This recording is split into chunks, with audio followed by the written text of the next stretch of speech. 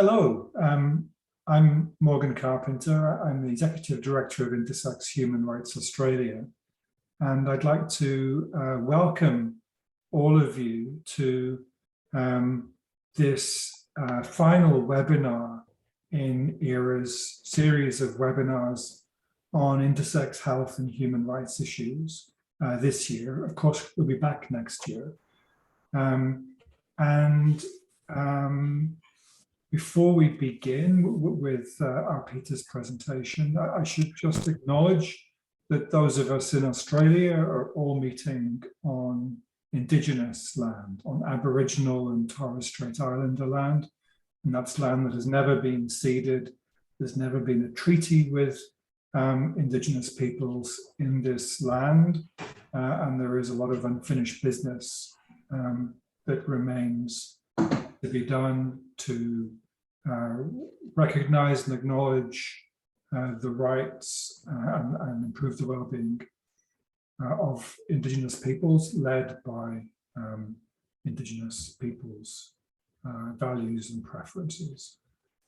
I'd like to ask all of you who are here to please mute yourself, with the exception of Arpita.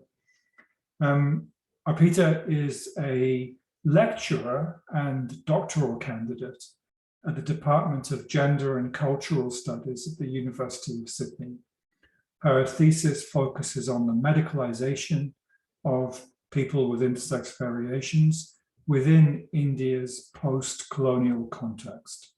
Arpita has completed an MA in social work and an MA in women's and gender studies. She is interested in postcoloniality and biopolitics, reproductive technologies, gender-based violence and sexuality. And her research examines the situation and medicalisation of intersex people in India. Today, she's going to talk about issues around gender assignment and consent. And Arpita, thank you so much for being here today and sharing your knowledge and wisdom with us. I think we're all very pleased that you've agreed to participate in this series. And I think it's important that we both learn from your work, but also it's an opportunity to put, to increase access to the knowledge and wisdom that you're going to share with us. So thank you. Thank you so much. I'm going to share my screen. And then, okay. I believe you have to enable my screen sharing process. It's disabled. I've just done that. Okay. So we should have that right now. It should be fine now. So I'm guessing you all can see my screen now. So I also wanted to join in with Morgan and also acknowledge the traditional owner, the custodians of this land on which we are all meeting in Australia, and pay my respects to the elders past, present, and emerging. I'd also like to begin by thanking Intersex Human Rights Australia, and particularly Morgan Carpenter, for inviting me and having me discuss pieces and parts of my doctoral thesis. So thank you very, very much for having me. And I'm most excited about having conversations after this presentation and looking forward to any questions you might have, any other feedback that you might have, which might be also very, very handy for my own work. I'm also, this doctoral thesis, but also this presentation, all of it is part of an ongoing learning process for me. So there is, I always treat all of this as like I'm constantly learning about this subject matter, and I'm constantly learning from all of you over here. So thank you for this opportunity. Second, yes. So to begin with, I think this is a newspaper article that I'm sharing over here, and I talk about it in many presentations. And this is the very beginning where I started with my research The whole idea was conceptualized with one of this newspaper article when I was already thinking about intersex issues, but this kind of gave it a whole new momentum. So this was in 2011, and this newspaper article came out from Hindustan Times, which is a daily newspaper in India. It's quite a popular one, which with this particular heading, which says doctors turn scores of baby girls into boys. And this was quite a revolutionary kind of an article that came up during that time. And of course, a lot of people, there was a lot of backlash to this article. There was a lot of hue and cry amongst activists and advocates who were quite perturbed that in quote unquote, normal girls were supposedly being converted into boys, is how this was read as when it initially came out. So there was a lot of backlash, and a few days later, this newspaper retracted this article, saying this was all wrong. So yes, these surgeries do happen and do take place, but we are talking about in the context of intersex children. So there are 2-3 things that happened during this newspaper article. So this was one of the first few articles that I had read in a mainstream newspaper about intersex surgeries. So it was not discussed at all, and this was in 2011, when I had already worked in social work and in the fields of gender and sexuality for quite a few years. And I had worked with different organizations which worked on sexuality, on LGBTQ issues, on disability and sexuality. And I hadn't heard of these surgeries talked about so blatantly out in the open in a mainstream newspaper. So this was quite new in that sense. But also this article was interesting because it shows very clearly the entanglements between gender reassignment surgeries or gender assignment surgeries on intersex children and that of a preference, a clear preference for sons in India. So I was quite aware of the son preference in India, but these entanglements made it quite interesting and fascinating for me to find out and explore more about what's going on over here. But also what was interesting for me was that once this newspaper article retracted this article and said this was not about normal girls being converted into boys, but actually about intersex surgeries, there was not so much of a hue and cry after that. I guess it was also because it was so new for people that people were not talking about intersex surgeries. Medicalisation of intersex children were not talked about so much in the open, that there was a little bit of an acceptance also in terms of saying that, okay, it's not normal girls being converted into boys. So this particular article, even if it was retracted, brought up a lot of questions for me, which actually gave way to the research project that I am presently undertaking. So when I talk of my intersex project in India, I am also talking about it in a context where intersex people are invisible as a community within India. And of course, and I'm talking about it in 2011 or even 2009, when I started doing my master's thesis on looking at the intersections between disability and intersexuality within law and medicine. So I'm talking about it from that point onwards, when I could see that there were not too many openly out intersex people out there in the community, or even aligned with lots of organizations which worked on gender and sexuality. And when we talked about intersex people, even now, when I go back to India and present my work over there, the first question I'm often asked is, so are you talking about the Hijra community? So which also shows that there is a lot of entanglement between enmeshing between, say intersex people and Hijra community. As many of you might be aware already over here, that there are quite a few overlaps between Hijra community and intersex people, but they are not one and the same. So the Hijra community might consist of a few intersex people, but very few actually. And a large majority of the Hijra community would consist of what we understand from a Western point of view, transgender people, as how we understand transgender people. So Hijra community consists a lot of transgender people actually. So this whole connotation of Hijras being equated with intersex people was problematic, but that's how the context is kind of laid out in India. And when I wanted to work on intersex medicalization, I really wanted to focus on what was the experience like for intersex people who entered the medical clinics? What was that encounter like? And what was the experience like?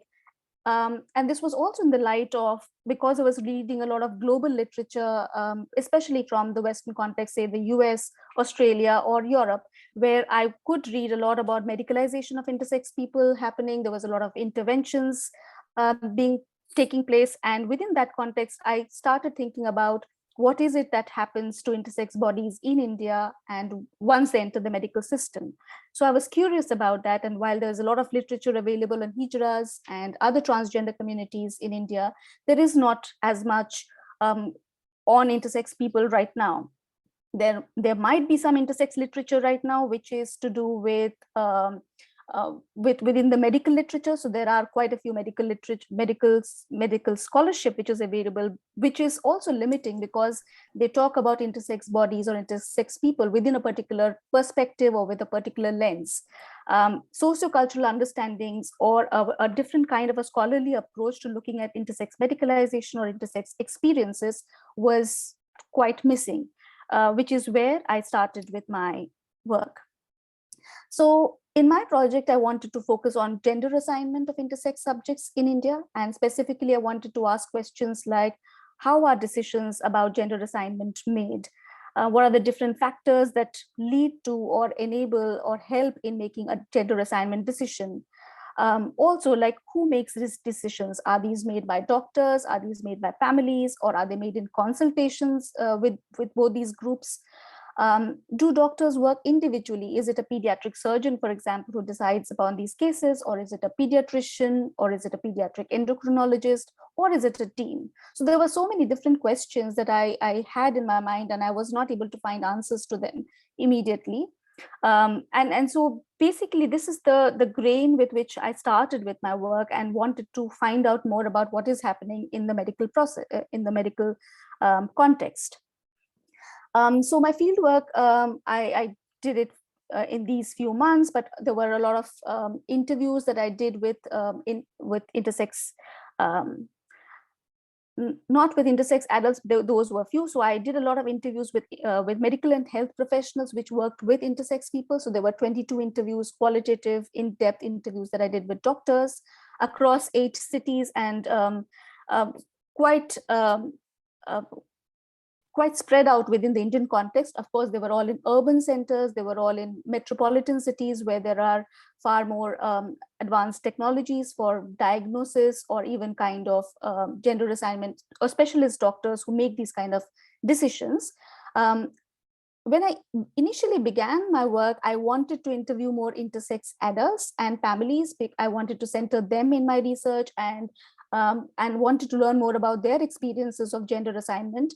But having worked in India on gender and sexuality and knowing already that there were not too many people who were out and who might be willing to talk or who might find it comfortable to talk to an external researcher about intimate questions about their own medical decisions, I immediately thought it might be more advisable to actually meet up with doctors and talk to health professionals about how is it that they make these decisions and what are the different factors that help them or guide them in these decision-making processes. So I also, within my work, use postcoloniality as a framework to center intersex subjects in India, taking into context all the historical and the sociocultural nuances within which they are embedded. So when I say postcoloniality, I think postcoloniality was also an important framework for me, and it did not come to me immediately. I did take a while in terms of figuring out which is the framework that I would like to use. And I kind of stayed with postcoloniality because there was a whole lot of literature, or there is a whole lot of literature globally on intersex people, but which mostly comes from the global north or from a Western, and I use Western within quotes because Western, when I say Western, it's not necessarily a geographical context. It's more about global north, global south in terms of which is a resource poor country, which is a resource rich country. So those kind of different dynamics which lend itself to these different contexts. So while there was a whole lot of literature available from Western contexts or global North context, there was not enough or very few actually studies from the global South. And I wanted to position intersex people within India in a different manner, making sure that I take into consideration all the historical, colonial, sociocultural nuances which influence these gender assignment and decision-making processes for intersex people. Now, when I also talk about post-colonial framework, there are different layers to it which kind of contribute to this kind of understanding or exploration. So to talk about India as a post-colonial country, it is important to think about India being a development-oriented nation. So since its independence in 1947, India has always wanted to establish itself or situate itself as a country which is development-oriented, as a modern nation. And that's been one of the ways in which the Indian state has kind of projected itself. One of the impediments to this so-called development for India was considered to be the population explosion, or the vast amount of population that the country had was considered as a mitigating factor to the development process, due to which there was a whole lot of different policies that were envisaged and planned out, which were supposed to control this population, or having a whole lot of population control policies, including, say, public messaging on the merits of having a smaller family, an ideal family being a family with 2 children, preferably a son and a daughter. So all of these different kind of messaging was part of the state fabric in terms of having a population which is more manageable and which can be controlled. So there was a whole lot of emphasis on having fewer children, and which was supposed to also not just help the families economically, but also the nation state. One of the ways in which it also translated was also a liberalized abortion policy within the country. So India as a country has one of the very progressive laws on abortion, which allows for abortion to people under a wide variety of circumstances. Now, a lot of people think that it's actually very, very progressive, and it is progressive, no doubts about that, but it was also situated within a context of population control. So a liberalized abortion policy came around because of the state's emphasis on population control. So there are these population control policies with a liberalized abortion in place. Apart from that, there's also the advancement in medical technology. So India, as a development-oriented nation and as a modern nation, also serves as a great context for medical tourism. So India is considered a hub for all kinds of medical tourism purposes. So for example, for surrogacy, for different kinds of medical kind of interventions, all different kinds of medical interventions, there's a whole medical tourism industry in place which allows for these processes. So, which also meant that India has, as a state, has had to develop and has always wanted to develop the most advanced medical technologies, which have also helped for better diagnosis and better selection. And when I say diagnosis and selection, I'm talking of fetuses. So whether in terms of diagnosis and selection of the sex of the fetus, or in terms of, say, fetal abnormalities. And I use abnormalities in quotes because it's quite a broad view, and what is constituted as an abnormality can be quite varied. And but what is quite clear is, in the diagnosis and selection of, say, fetal abnormalities or fetal sex, one is the idea of population control, but also the idea of what kind of a population is valued and what kind of a population did the state want to have, and resultantly, what is the kind of population that the state feels is okay to be eliminated because they don't serve the purpose of the state, biopolitical state logic. So all of these different factors exist simultaneously with population control, with advanced medical technologies. And on the other hand, simultaneously, we also have a context of son preference. And I will go into a little more detail on son preference in the next few slides as well. But this context of son preference meant that there is a low sex ratio in the country. So apart from the most recent national family health surveys in the country, which was just this year, but since independence, every national family health survey has always shown that we have a very low sex ratio, which means a very low number of females in comparison to the males. Only the recent one, which is this year, I would say 2021, the National Family Health Service shows that for the first time ever in independent India, there is a more number of females than males. And of course, it varies according to different regions in the country. There are different factors which lend itself to this kind of this low sex ratio problem within the country. But what is clear from this is that there is a clear preference for sons within the country for various different factors, which I will get into. And there is also, within this whole context, when there is a whole lot of son preference and there are advanced technologies to diagnose the sex of the fetus and be able to select because of a liberalized abortion policy, there were a lot of cases in which female fetuses were eliminated because they were considered not of value, and families wanted sons actually instead of having daughters. Because of this low sex ratio, India has also had to prohibit sex selection, and so within the country right now, since 1994, there have been different policies and laws in place which which prevent the diagnosis of sex during pregnancy, and also simultaneously the elimination of female fetuses on the basis of sex.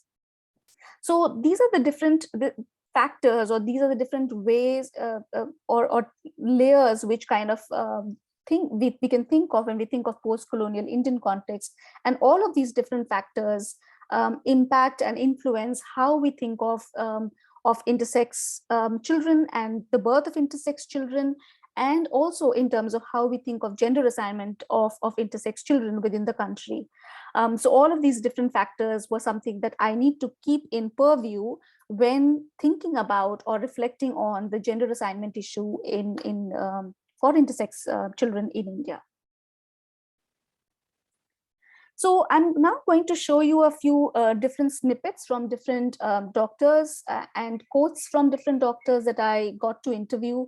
And it will show you, hopefully, the different ways in which doctors also thought about this idea of gender assignment and son preference within the country. And these are quotes from doctors who are actually talking about the gender assignment process for intersex children. So they're speaking very specifically for intersex children and the gender assignment process for intersex children. And we'll see here how that is influenced by these different factors of son preference within the country. So here's a psychologist who talks about intersex children and says, when a child is found with ambiguous genitalia, a lot of people in our context prefer to rear the child as a male.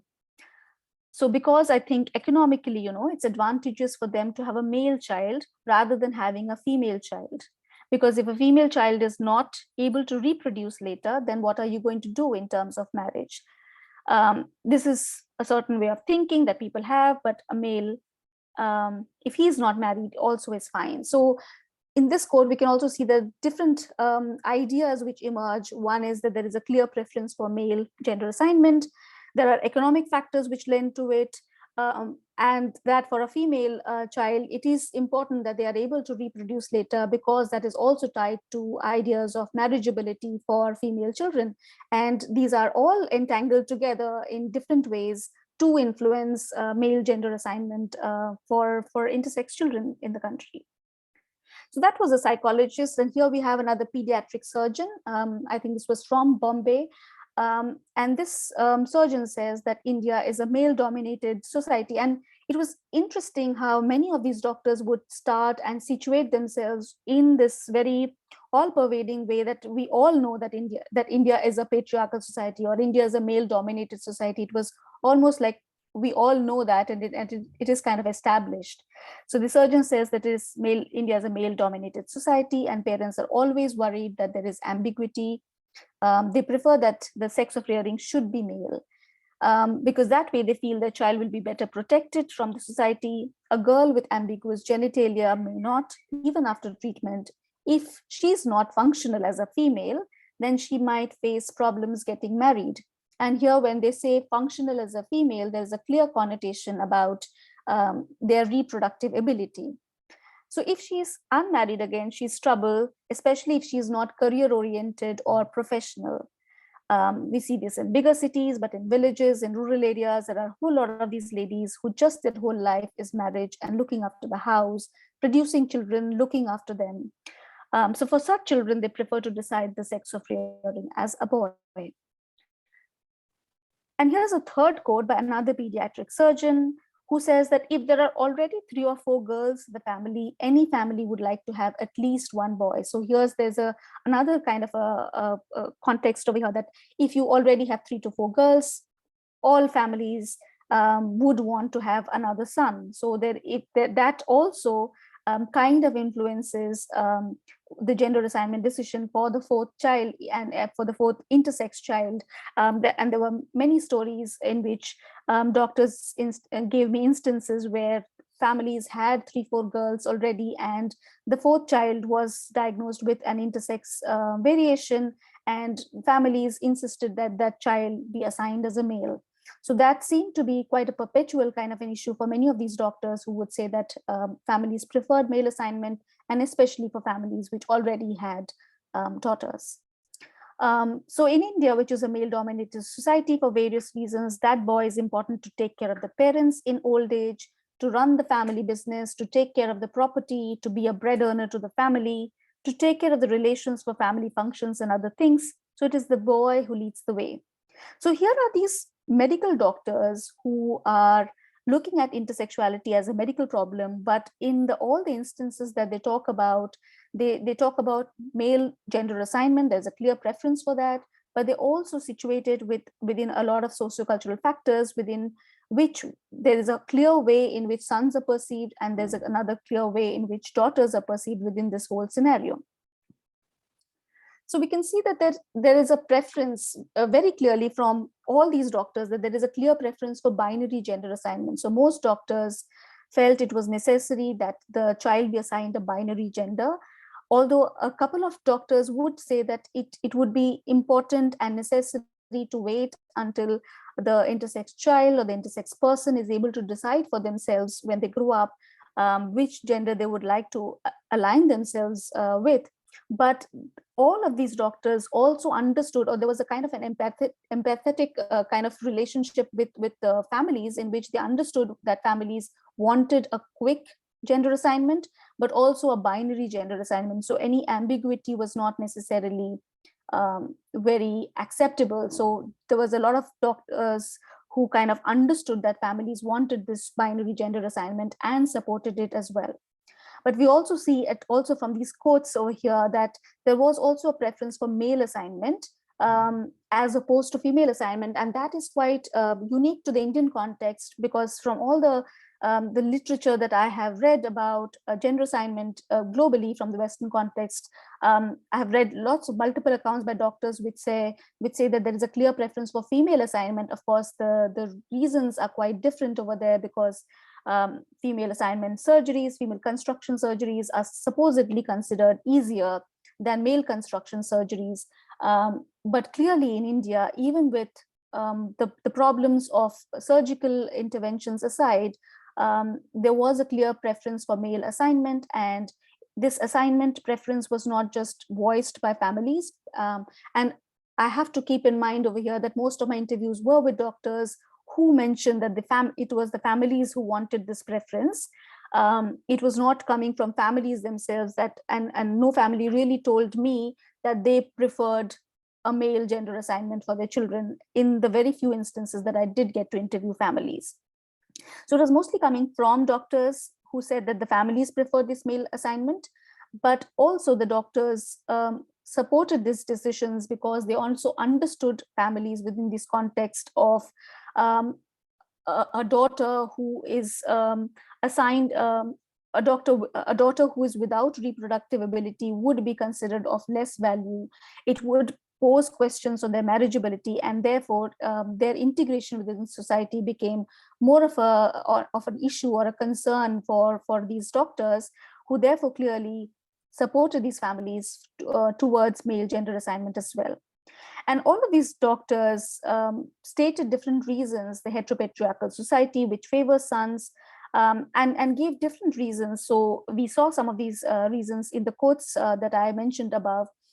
So sociocultural reasons why sons are considered as important. So for example, sons are considered important for conducting the death rites when the parents pass away. But there's also the idea that sons are able to continue with the family lines, or there is an inherent value for parents, and especially as mothers of sons, as opposed to mothers of, say, daughters. So it was important, and it was seen as of value to have sons rather than daughters. And all of these different ideas impacted gender assignment of intersex children. But one of the a core thing that people voiced was also an economic reason. So while these sociopolitical and cultural reasons were mentioned, one of the primary factors was also economics. So economics in terms of sons being allowed for more education, more employment, but also inheritance in terms of property. And it's not like it's only male children who can acquire property or inheritance in the family, but there is, even if the laws might be inclusive, there is an exclusion of female children, but also of other genders. So there is a whole kind of a value attached to sons inheriting property, sons and sons being written into these inheritance kind of conversations. So which also impacted how sons are valued as opposed to daughters, and also non-binary genders was of course not even considered as a situation that could be considered in this particular situation. There's also, within these patriarchal factors, there's also how the role of women and girls are seen, and specifically to do with women and girls seen as reproductive beings, so their roles being limited to being reproductive people. So if women, intersex women, did not have the reproductive ability, it clearly raised questions on their ability to marry, and which also then posed questions on their integration within this heteropatriarchal order in terms of their value within this particular context. And it's also important to remember that men's reproductive role was not as questioned or not as seen as important as opposed to women's role in the reproductive process. So here I'm going to make a little bit of a switch and talk a little bit about autonomy and consent, which so we have seen the context within which son preference exists and within the context of which gender assignment decisions are made, but we also need to consider the clinic and the medical industry within which consent and autonomy kind of becomes very, very important to maneuver and understand and be aware of, not just in the research process, because from the very beginning when I began this research study, I was very, very conscious of the power dynamics and the hierarchies that exist between researchers and respondents, but also in terms of research of medical doctors and as patients and families who are all within this implicated within the same context. So within this context, it's important to think of how we understand consent and autonomy, and who is it that can consent to these processes. This is also part of the new book chapter that is going to come out in January as a Palgrave publication, which Morgan has also contributed to. So this bit is also from that book chapter. So in terms of talking about consent in the context of India, who can give consent? So legally, when we think of consent, we think of the age of consent, and within the Indian context, a patient is considered legally competent if they've reached the age of 18 years. And of course, there are different other factors also involved, that one has to be of sound mind and there has to be no misrepresentation, etc. But in terms of the age of consent, it's considered as 18. According to the Indian Penal Code, however, a child below 12 years cannot give consent. In those cases, parents and guardians can give consent for their medical procedures. A child between 12 and 18 years, interestingly, can consent to medical examinations, but not for any other medical procedures. So there are different ways in which the idea of consent is also layered, even within law. And I'm talking specifically in a clinical context over here. So children, therefore, are not necessarily considered as autonomous subjects. A person below 12 years of age is unable to negotiate the boundaries of consent. Although people above 12 years may legally consent for medical examinations, the circumstances in which these decisions take place make these boundaries quite blurry. And even for people above 18 years who can legally consent, there are questions that emerge in terms of how autonomous are these decisions. If a person is 18 years of age, do they necessarily, are they able to make decisions about their own bodies by themselves? And even if they can, will that be considered important in itself? So will families consider the person's consent? Will doctors also take that into consideration when making these gender assignment decisions? Consent is quite contested within the Indian context, where even if a person might be 18 years of age, they might still be very economically and socially dependent on their family members, on their parents, and in which it's not so blurry. The ideas, they're quite entangled as family members, and they're quite dependent on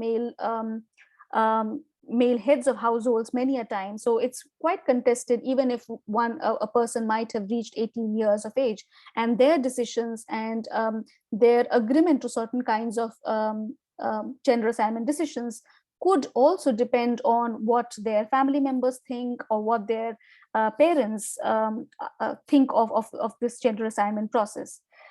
This consent is especially contested when we think of women and girls who are within a heteropatriarchal society, are seen as far more dependent on male family members, especially for very minute decisions also. So girls' ability to decide on, in terms of when to marry, who to marry, whether to marry or at all or not, are all not necessarily autonomous decisions many a times, and they're all entangled with what the family thinks that she should decide or not.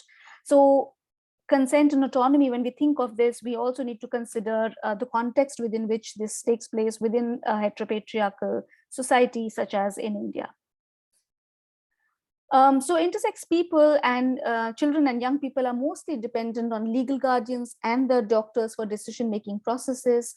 And we also have to consider the huge power and privilege that doctors hold and enjoy within society in general, all over the world, but also within the context of India, where doctors are deified. Whatever the doctor says is seen as sacrosanct, and many families just go along very blindly with whatever the doctors have to say about these gender assignment decisions. So all of this make impact on how families or even intersex persons themselves come to decisions about their own gender assignment processes, or aligning or consenting to different kinds of medical interventions. There's also, in addition to the power and privilege that doctors enjoy, there's also legal privilege that medical professionals often enjoy. So, for example, according to the Indian Penal Code, an act done in good faith for the benefit of a person below 12 years of age with consent of the guardian is not stipulated as an offense, even if that might have caused harm. Again, in another law, which it says, even if an action is done without the person's consent, and this is for people above 12 years of age, it would not be considered an offense if it has been done in good faith. So there's a lot of leeway for medical professionals over here, if it is considered, if they can prove that it has been done in good faith, and their decisions, or it wouldn't be considered so much of a harm to intersex individuals if it has been done in good faith. This is the last slide over here, and so we see that in terms of talking about consent as patients within the medical system, there are so many different layers for intersex people and medicalization processes. So one is the consent to medical examinations. And I was privy to, when I was going to interview these different doctors, I could see that many of these individuals were being medically examined in the midst of many different team members. So there were lots of different doctors present, diagnosing and looking at the child many a times. And there were also like not just the team of doctors who were present, but also other patients who were there in these public hospitals. So the ideas of privacy, ideas of consent become quite fraught in these situations where there is very little leeway that intersex children and their families have in these kind of situations.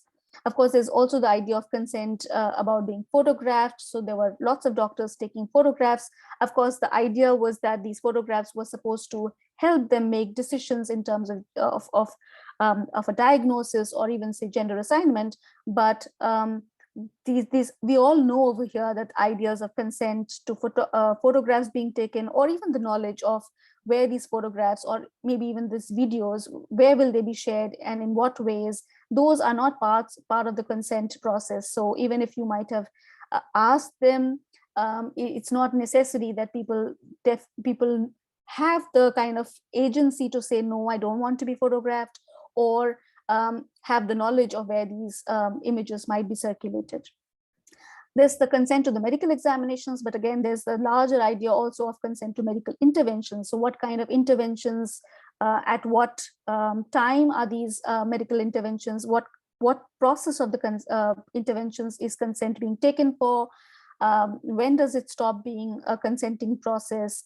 Are ideas of consent being done more to as a safeguard for medical professionals, to as an evidence that it was the decisions that were made with it's more to be a foolproof way of kind of safeguarding the doctors and their decision-making processes, rather than having the patients or the intersex people at the center of it all, and having their ideas or having their choices at the center of it all. So that's something that one can contest and can talk about at length.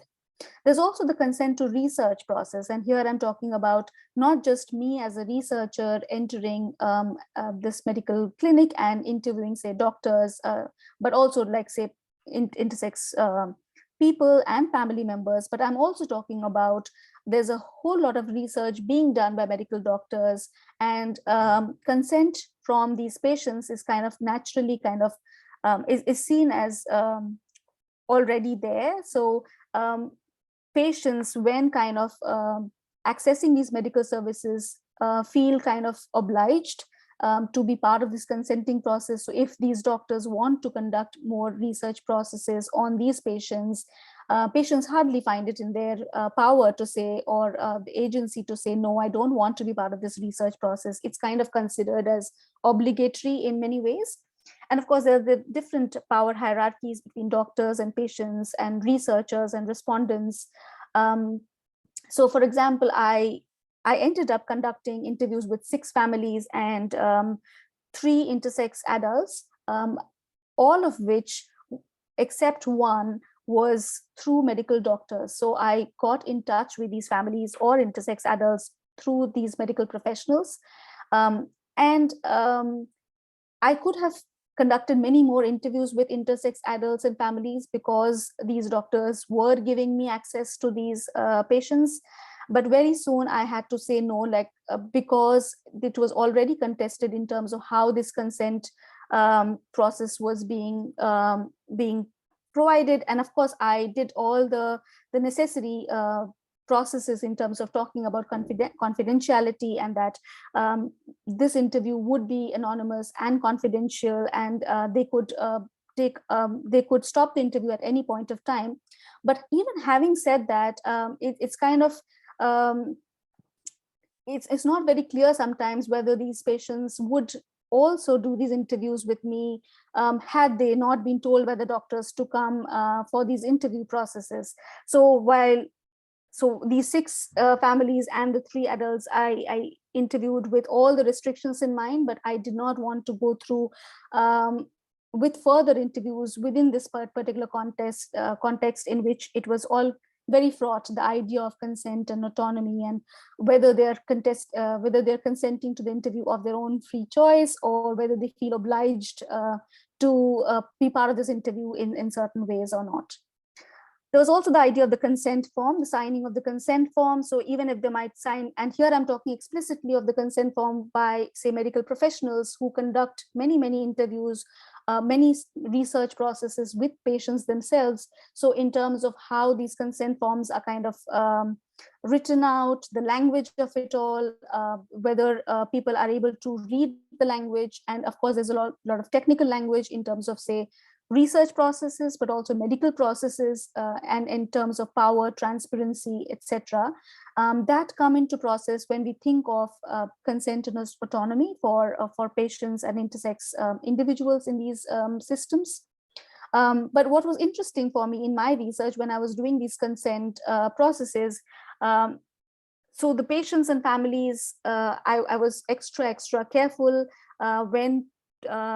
when talking about consent and autonomy, but it was more interesting when a few senior male doctors wanted to do these interviews with me, were very willing to share knowledge and information with me, but they did not want to sign consent forms. And that was interesting because for the very first time, they were in the role of, say, research respondents, and they were not in control of the process, and they felt it was kind of difficult for them to sign the consent form for them. So while I was extra careful with intersex families, intersex individuals and families, I did not really think that there would be a problem with doctors signing the consent form. But that also happened. So there are different layers to this consent process that happen. And lastly, I wanted to end by saying that consent, autonomy are very laden terms, especially in the global south, but also specifically when I talk of in the context of India, where it is also constantly negotiated with different intersections, say, of age, educational background, class, economic dependence with other family members, and what is socially and culturally valued, and finding acceptance within society. So all of these different things, different ideas and layers impact, influence when we think of consent and autonomy in these specific contexts. And all of these also have their ideas in terms of how it influences gender assignment processes within the country. That's all I had over here. Thank you very much. I'm going to stop sharing for now.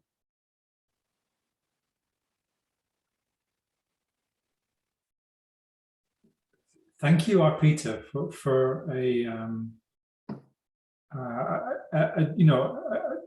such a detailed analysis of both gender assignment and issues of consent in India, and the very different cultural norms that apply, but yet at the same time it feels like we grapple with different cultural norms, but with many of the same impacts on questions of assignment and consent. So thank you so much for presenting. I'd like to. There are some comments in the chat, and I'm wondering if. There are quite a few comments. I think it would be interesting to see if anybody has any questions that we can ask, or that you have for Arpita. Cody, for example, says that it's interesting to see that it's largely the same systems producing the same results, but the cultural differences produce slightly different mechanisms from A to B. Cody and Arpita, do you have any comments or thoughts on that? I think Arpita hasn't presented a comparative analysis. So I think the comparisons come from our own understandings of the situation here and how that differs from what Arpita has presented. So I guess there are some risks in doing that, but Arpita, I'd be very curious to know in terms of how you think about the comparative context within India and say what you see over here in Australia. But one thing that I was quite I kind of expected it because, for example, from the article itself, the entanglements between son preference and gender assignment was clearly there from the very word go from that article, which came out in 2011. But I was also, I kind of expected it, but I was still surprised by how gender assignment decisions are influenced by the preference for sons in India and how that kind of influenced a lot of these decision-making processes. And of course, it's not to say that all doctors make these decisions based on son preference, and in fact, a number of doctors actually say that they would prefer female assignment in many cases, especially when there is, say, reproductive ability, and sometimes they're quite confronted or sometimes disappointed by families when families don't go along with them about the decision for female assignment. But there was also a lot of understanding that doctors had that, of course, these families are making these decisions because they are in this particular cultural context, and what will happen to them as daughters or as females without reproductive ability, but also as sons, they would be able to inherit property, they would be integrated within society in different ways. So in certain ways I expected it, but it was also quite surprising in many ways. Thank you.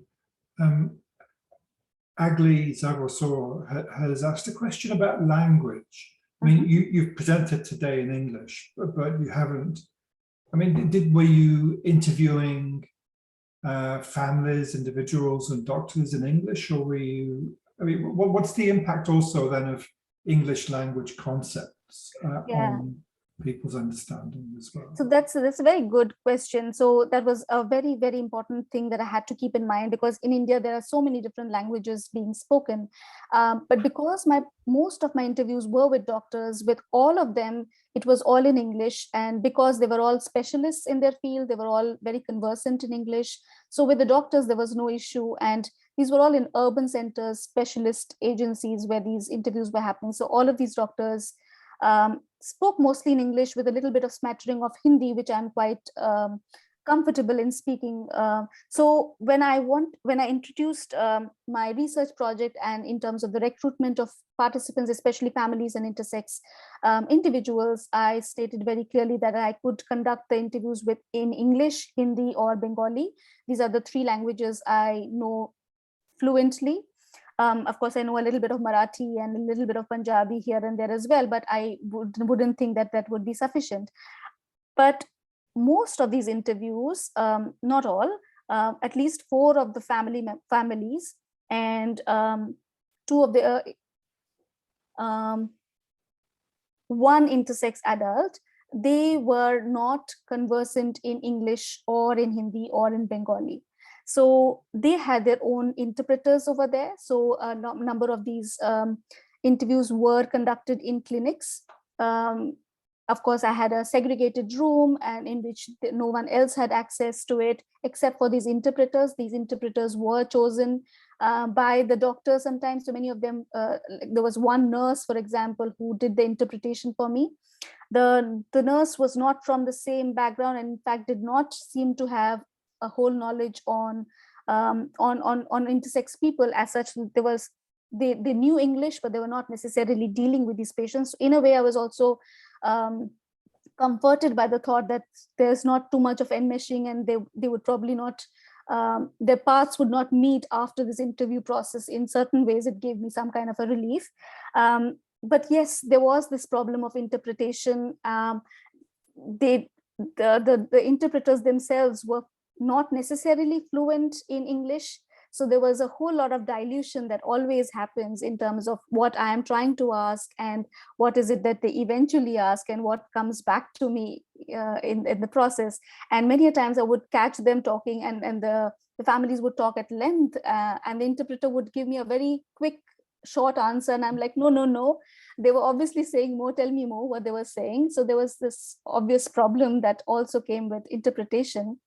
So because it was in India and there were so many different languages, there was no way that I could have an interpreter ready for each of these languages, because I was not sure where these respondents would come from. So to be ready with all kinds of different languages was clearly difficult. So I kind of relied on them to introduce these interpreters to me, and I had to go with whatever level of interpretation I could get, and along with the dilution that happened. Thank you for the question. Yeah, thank you, Arpita. Does anybody would like to ask any questions? Please feel free to speak up or to write in the comments. You can unmute yourself if you'd like to say a few words.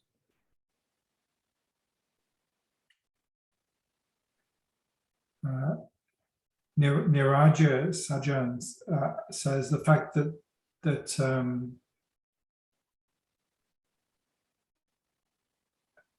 the words for intersex might differ or might even not exist perhaps in some regional languages, and that would be an obstacle. But then of course there are so many different words in English, let alone in other languages. And I assume that particularly with a cultural history where people might assume that Hijra are intersex, then there are lots of different cultural associations with intersex traits that are specific to the Indian context as well. Yeah, so so language, and specifically in terms of talking about having specific terminologies for intersex people, is not necessarily something that people are very aware of. So people don't use necessarily any kind of terms. So a lot of the doctors I interviewed actually kept using the term DSD, which is problematic. And I kept asking them what are their kind of views, and why did they prefer to use the term DSD, for example, disorders of sex development or disorders of sex differentiation is what they would keep using. So for doctors, they were clearly using DSD and sometimes intersex. But for the families that I interviewed, for example, or even the intersex adults themselves, except for one person, most of them did not necessarily use any terminology for themselves.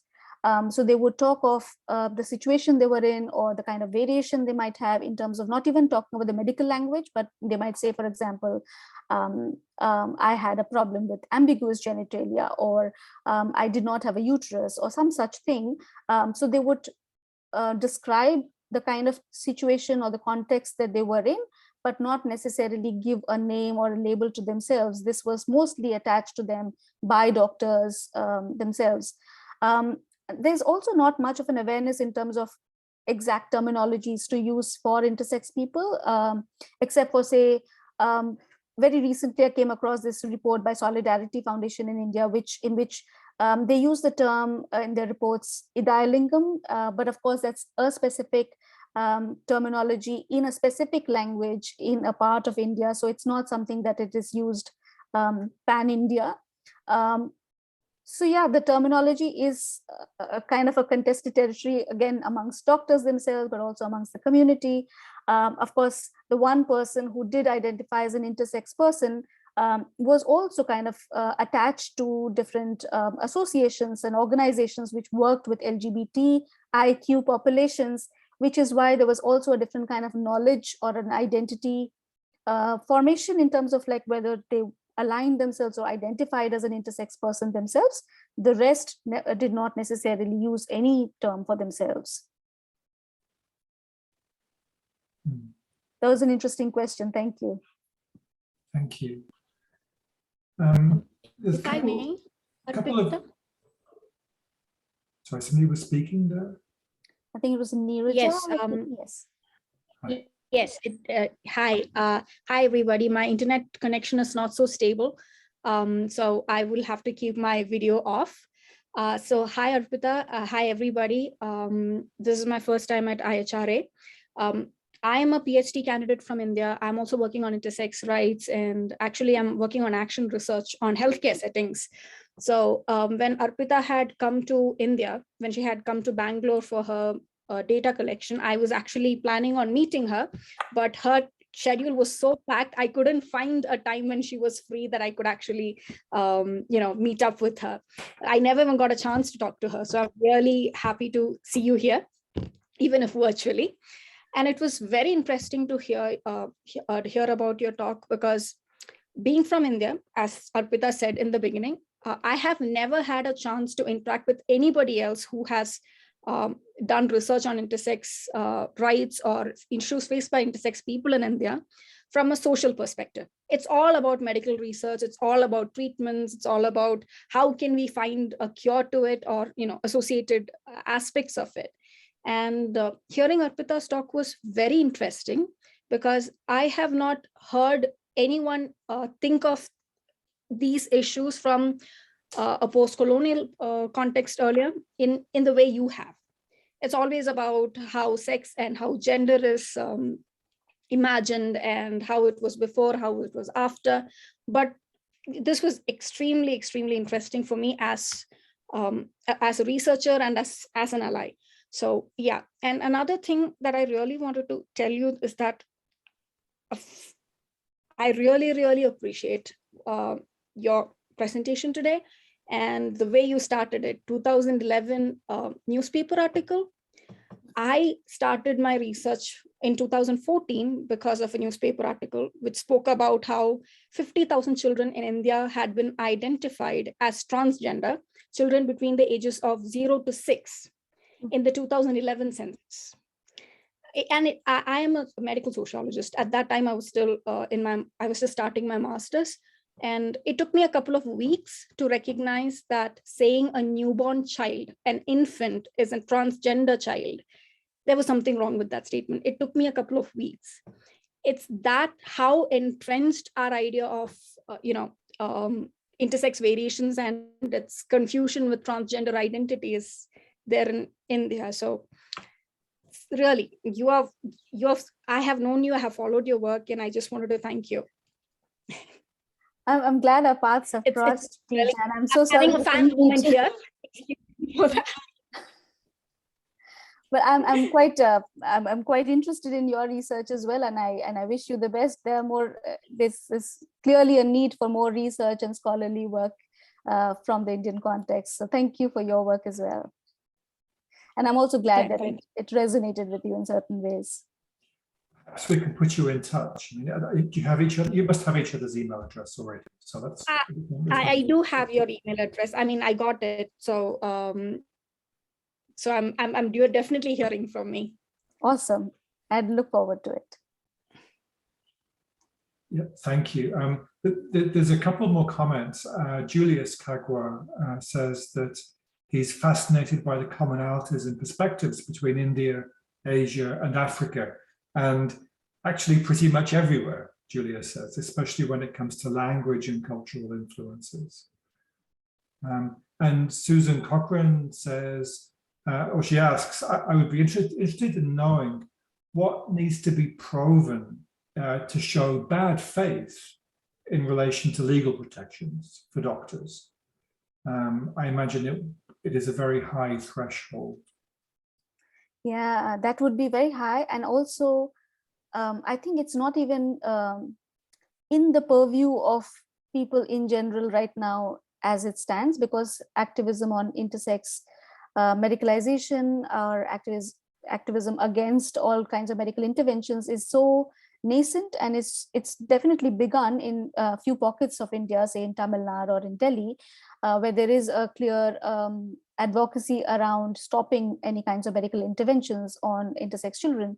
But this whole idea of holding doctors accountable for the decisions that they're making, but also kind of the harm that they do to intersex individuals, that's a long journey, but I do hope it happens soon. But I'm also very hopeful, because in the course of my work and working on this research project, I've also seen that a number of different organizations have started talking about intersex individuals and intersex medicalisation more openly.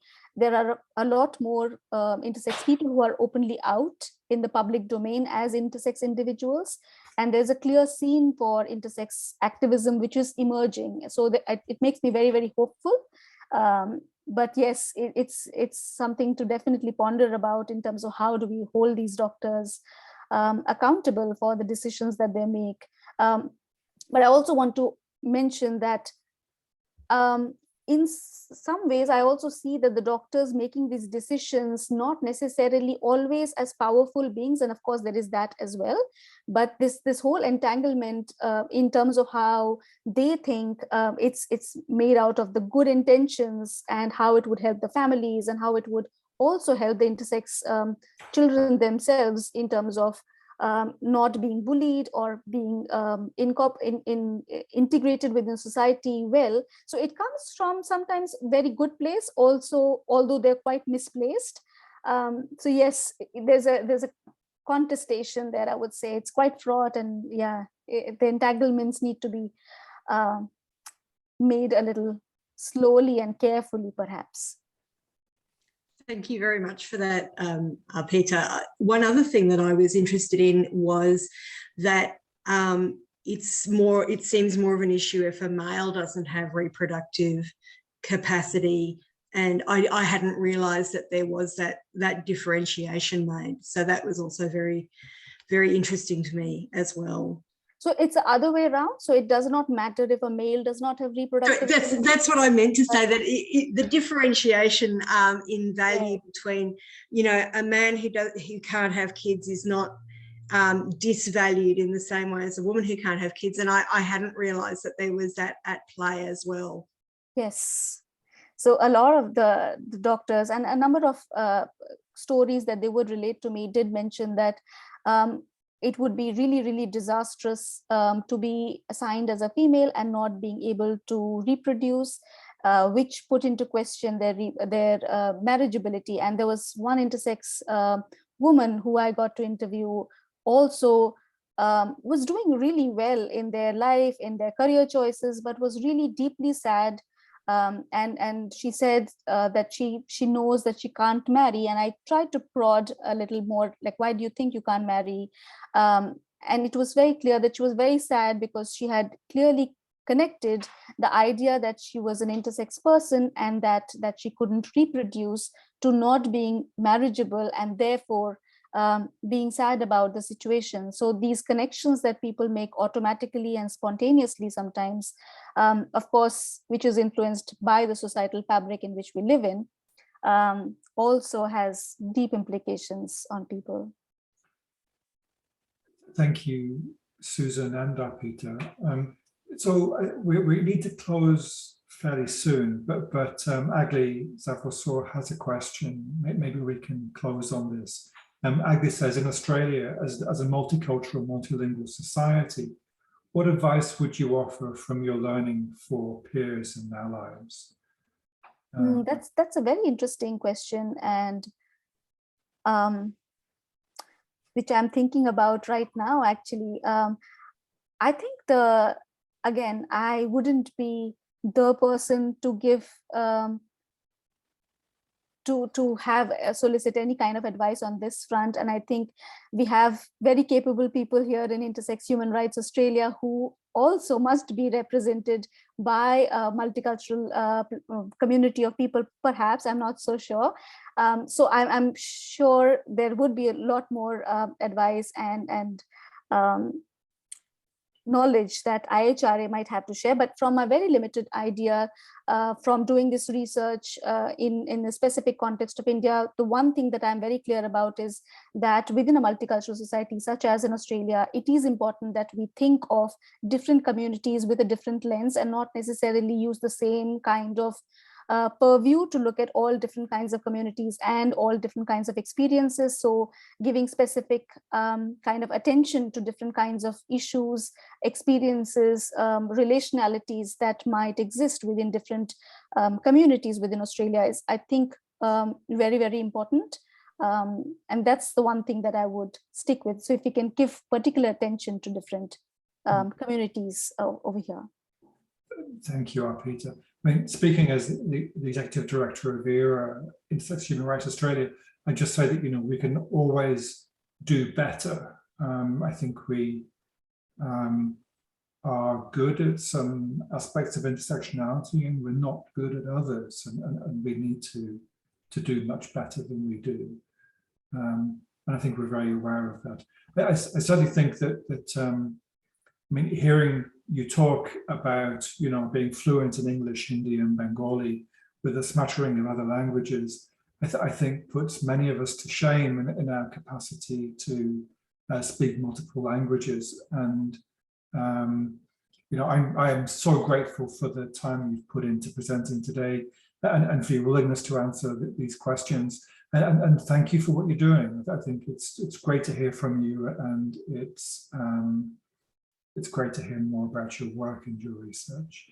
Thank you so much. Thank you, Morgan. And I want to take this opportunity to share that I have really been inspired by the work of IHRA, and you have been instrumental in helping me think about my own research from the very moment that I started working on this project. So thank you for your work, and thank you for having me here. You're so welcome. Thank you, Arpita, and thank you everyone for being here today and joining us for this webinar. It's been a complete pleasure and an honor, so thank you so much. Please take care. I know that here in Australia, we're coming up to a festive season and the holiday season. So I hope that everybody has a great time if you are spending time with your family or going away, and hope you get some good time to relax and wind down at the end of the year. Thank you so much. Thank you.